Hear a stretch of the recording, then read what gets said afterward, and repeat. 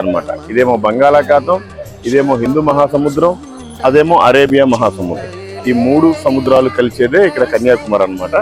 ఈ ఊరికి ఉన్న స్పెషాలిటీ ఏంటంటే జస్ట్ ఇప్పుడు మనం చివర ఎండ్లో ఉన్నాం. మీకు స్క్రీన్ షాట్ కూడా పెడతాను. జస్ట్ చివర ఉన్నాం అనమాట భూమికి. ఇదే ఇండియాకి first land and last land కూడా, ఎర్త్. చాలా బాగుంది. వీళ్ళంతా ఏంటంటే సూర్యుడికి నమస్కారం చేయడం కోసం వచ్చారు. మనం సూర్యుడిని ఫోటో తీసుకోవడం కోసం వచ్చాం, మీ అందరికీ చూపించడం కోసం వచ్చాం.